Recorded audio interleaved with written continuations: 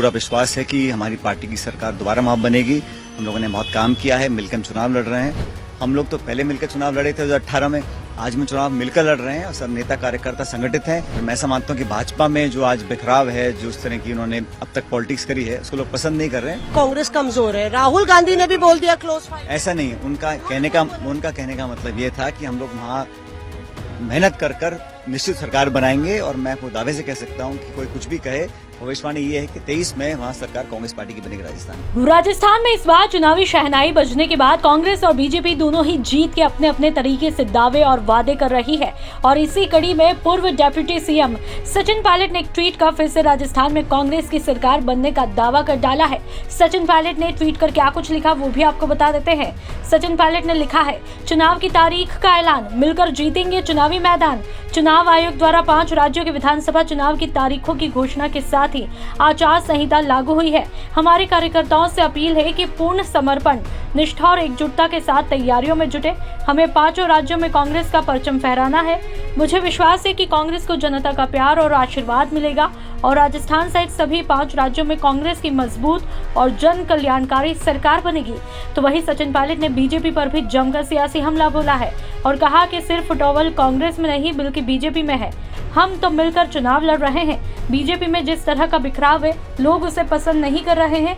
कांग्रेस के कार्यकर्ताओं में उत्साह है। सचिन पायलट साहब हमारे साथ है, आइए उनसे बात करते हैं। पायलट साहब, किस तरह से देखते हैं सबसे ज्यादा वक्त राजस्थान में मिल रहा है कैंपेनिंग के लिए? ये तो इलेक्शन कमीशन का निर्णय है। मैं स्वागत करता हूं जो आज घोषणा हुई है, जो शेड्यूल बना है। 23 तारीख को मतदान राजस्थान में होगा। मुझे पूरा विश्वास है कि हमारी पार्टी की सरकार दोबारा वहां बनेगी। हम लोगों ने बहुत काम किया है, मिलकर हम चुनाव लड़ रहे हैं।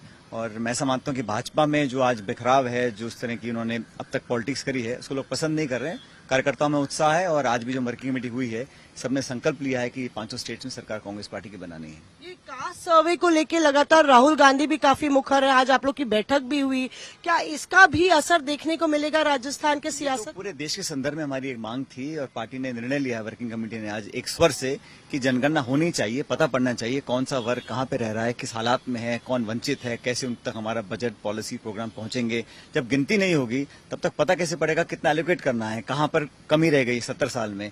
और इस देश में जहाँ पेड़ों की, मछलियों की, टाइगर्स सबकी गिनती होती है, गिनती होने से कम पता तो पड़ेगा कि आइडिया क्या है। राहुल जी कहते हैं कि एक्सरे हो जाएगा पूरे देश का, पता पड़ेगा कौन कहाँ पे रह रहा है, किस हालात में रह रहा है, तभी उनका हम लोग कल्याण कर सकते हैं।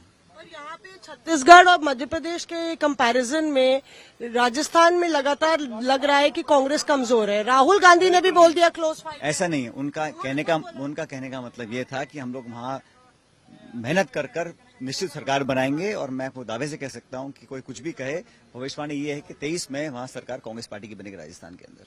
और यहाँ पे ये भी कहा जा रहा है कि लगातार सर फुटबॉल कांग्रेस के भीतर ही है, आप लोग साथ साथ जा रहा है, लेकिन ये बीजेपी पे लागू होता है। हम लोग तो पहले मिलकर चुनाव लड़े थे 2018 में, आज में चुनाव मिलकर लड़ रहे हैं और सब नेता कार्यकर्ता संगठित हैं। और खड़गे जी, राहुल जी, प्रियंका जी के नेतृत्व में चुनाव जीतेंगे। आपको बता दें कि राहुल गांधी ने एक न्यूज एजेंसी को दिए बयान में कहा था कि राजस्थान में हम जीत के बहुत ही करीब है। इस बयान पर प्रतिक्रिया देते हुए सचिन पायलट ने कहा कि राहुल के कहने का मतलब वो नहीं है। उनके कहने का मतलब है कि हम लोग वहां पर मेहनत करके सरकार बनाएंगे।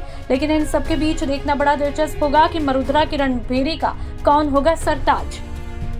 ब्यूरो रिपोर्ट, राजस्थान तक।